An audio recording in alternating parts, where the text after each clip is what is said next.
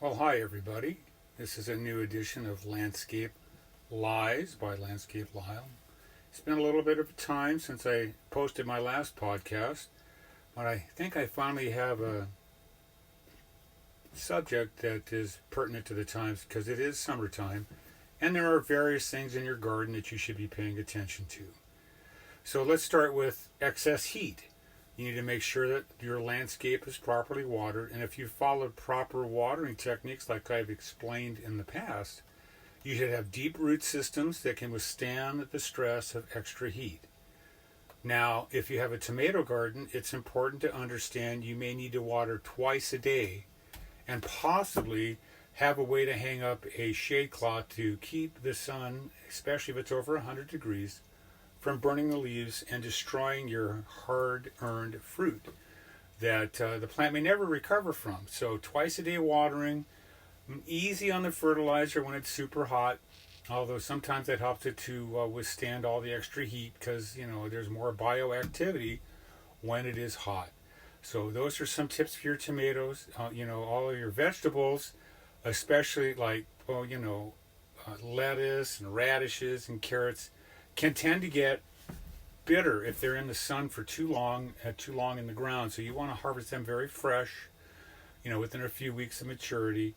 That is normal for hot weather to cause your vegetables to go bitter, especially lettuce. That is one that has a problem with bitterness from being in the sun too long. As far as that goes, it's also a good time to be sure your sprinklers are working right. Now let's go to your garden. If you're a lawn lover and you have a nice lawn, especially a fescue type lawn, which is normally called marathon, especially here in Southern California, it's good to do a little what's called a syringe cycle, which is just enough moisture, about 2 minutes, to kind of cool the grass down. And that's good to do around 2 in the afternoon when the sun is at its peak. It will help to preserve your lawn because fescue is a cool season grass. It looks better in the wintertime. And it's also extremely important, do not fertilize your lawns at all in the summer heat. And that's June, July, August, maybe September. When it gets too hot, that will cause your roots to shorten and makes the plant more susceptible to the stress of the time. Those are a couple of hints for your garden. And especially important to water your roses in the morning, not getting any water on the leaves. So, another thing I should mention as well is that when it's hot and moist, your lawn is susceptible to fungus. And you can get that by picking a couple of blades of grass, looking at it. And if you see spots on it, it's good to treat it with a fungicide. They are available at your local hardware store, legal for homeowners to use. And if not, you can always contact a professional that can help with that. Usually it takes 2 applications, and especially for fescue grasses and stuff that does not regenerate like a Bermuda grass when it gets damaged. Once it's dead, it's dead. The only way to fix it is to overseed or maybe resod the area. Keep that in mind, and again, make sure that the landscape lawn area is well aerated. It's nothing wrong with putting a few more holes in the lawn to help penetration of the water, aerate the roots a bit.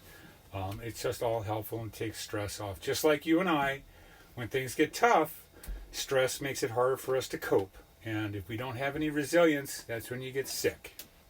Also, this time of the year is the perfect time to trim all of your lavender, no matter what kind you have. You do it when it's hot. They're extremely drought tolerant. If they're looking ugly, just cut them down to about 6 inches and they will grow back very nicely. Just give it a little time. When it cools off, you can fertilize them.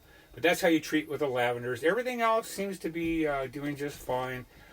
Fall and winter renovation time is coming, and there are various other practices that you may want to use. And we'll go over that in a little bit.